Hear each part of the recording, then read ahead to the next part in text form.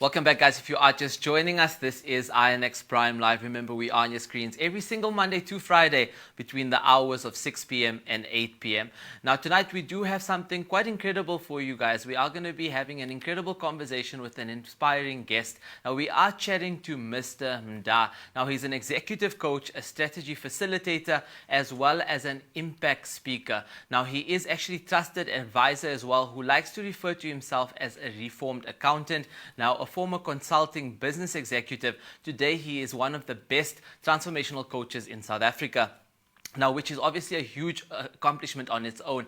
Now, we are actually joined with Mr. Mda right now. Mr. Mda, thank you so much for joining us on INX Prime Live. Thank you, Zarif. Thanks for having me. It's a pleasure having you. I want to get into this conversation because I know that you are very, well established, and you're someone that a lot of people look up to in terms of the space of transformational coaching. But I want to start off back on your own journey and trying to understand, you moved from being in a great executive position where it's stable and easy to then going out and becoming a transformational coach. How did that whole process come about? I actually started the business during COVID, smack bang in the middle of COVID, and people always ask, do I regret leaving then, or was it the right decision? But just going back, if you've watched the movie Good Will Hunting, in the Good Will Hunting, Matt Damon is this janitor working at the school.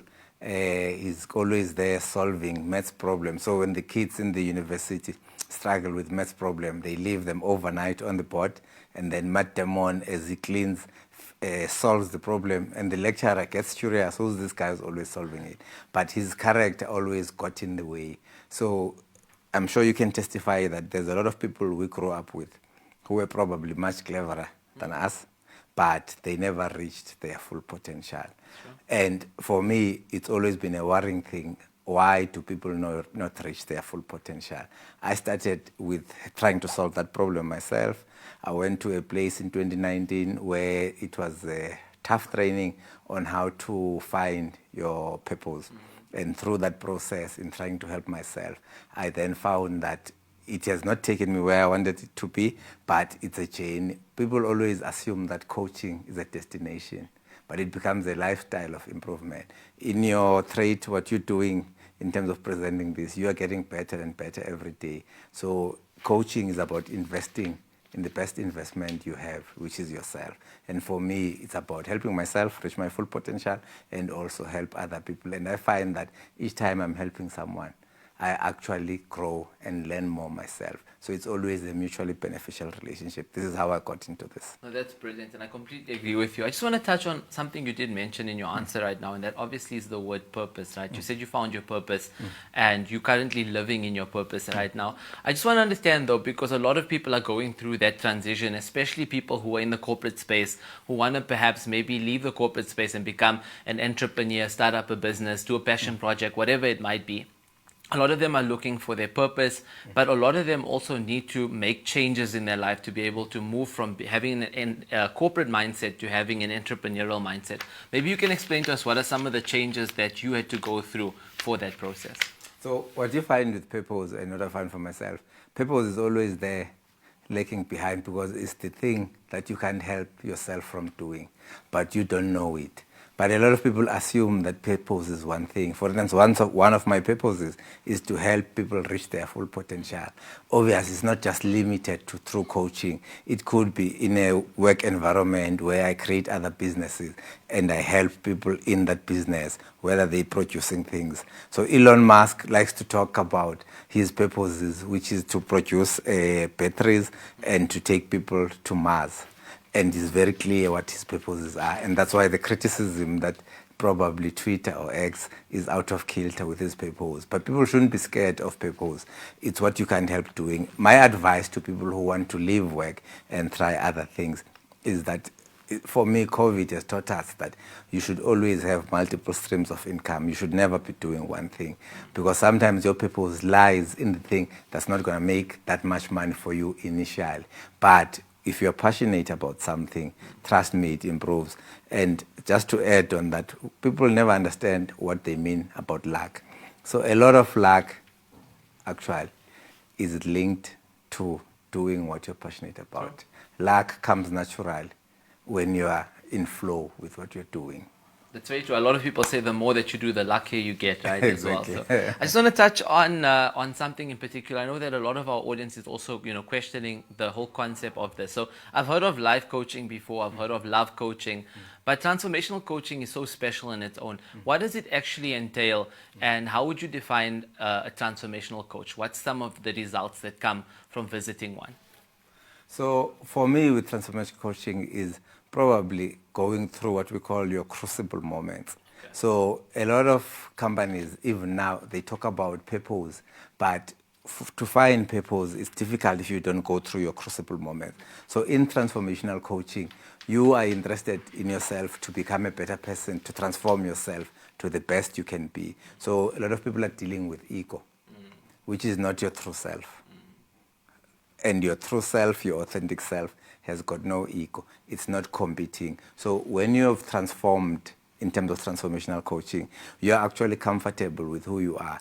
If I had the ego or I was not having the transformation that I'm having now in myself, I could come here and think, sure, why can't I be like him and do a good job as him? And now I want to copy you. Why can't I be like him and become a cameraman? And that's when you keep on shifting from your purpose, because you have no focus. You're chasing everything. You want to be everybody.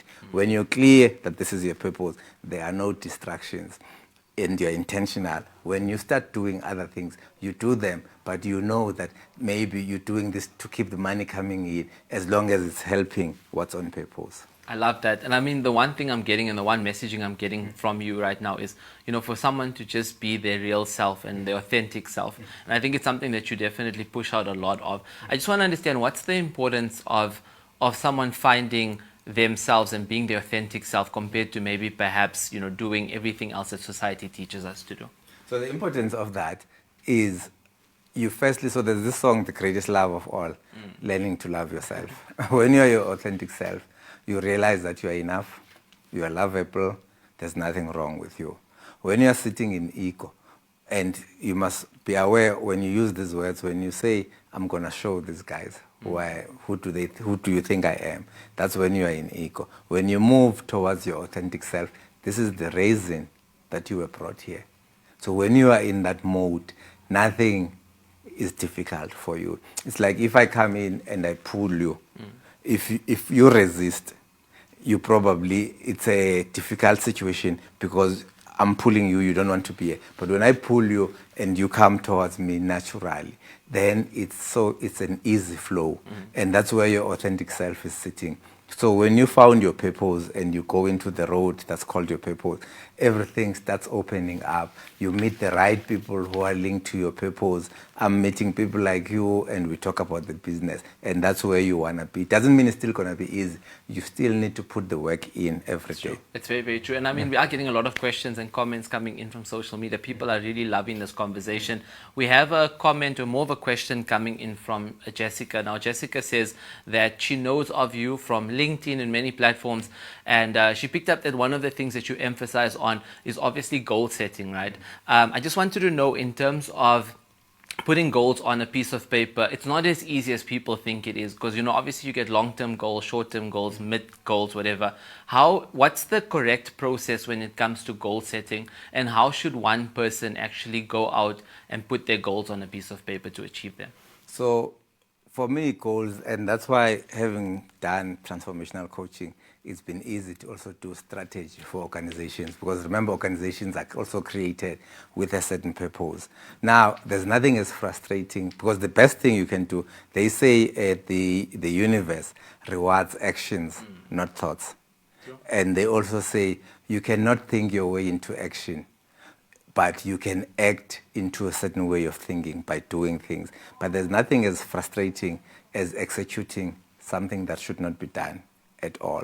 Now, goals, they give you direction. You've got a strategy. If the strategy doesn't have the goals to say this is what you're going to do, there's no focus or direction. You might not achieve what's in there, but you're constantly measuring yourself and you've got reasons for moving. And those goals need to have timelines that they'll be done by this time. And Tony Robbins likes to say that you should never leave the site of strategy without having goals.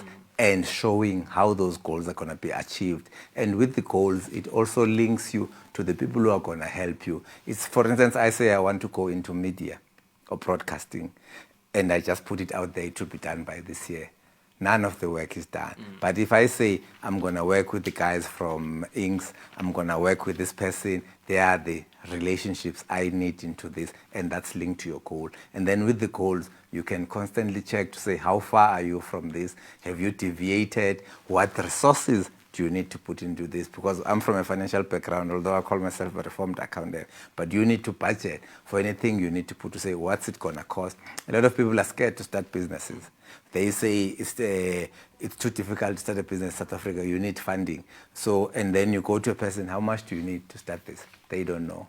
And sometimes there's no cost to that kind of business. But because you haven't put goals down, you don't know what needs to be done. It's very, very true. And I mean, I just want to touch on something you did mention. You spoke about Tony Robbins and many other motivational speakers are out there right now, you know, filling up rooms, doing 10,000 people in different locations.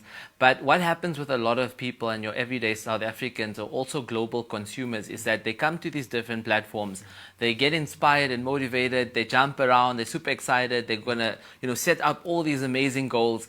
But then a week later, you know, all of that dies down because that motivation is no longer there. There isn't any form of routine or whatever it might be put into place. Why is it important, firstly, for people to move away from instant motivation and rather find long-term motivation? And secondly, what are some of the challenges that are faced with those type of situations?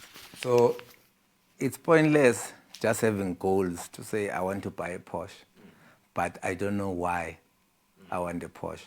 So there has to be that close affinity and a relationship between me and the Porsche. What is driving me to decide that this is what I want to have in life, or I want to have the studio? When you understand your why, the goal is also linked to that. You are even hungry for it.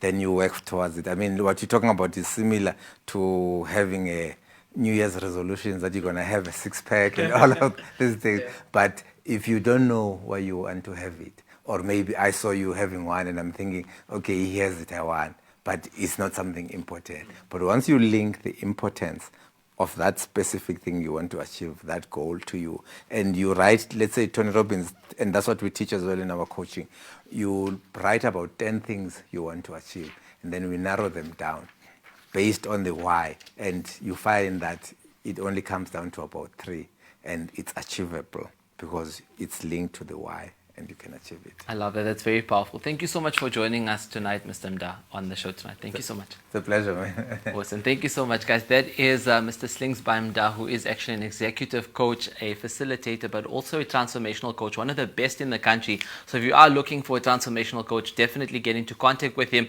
And on that note, guys, we are going to take a quick ad break. We'll come right back.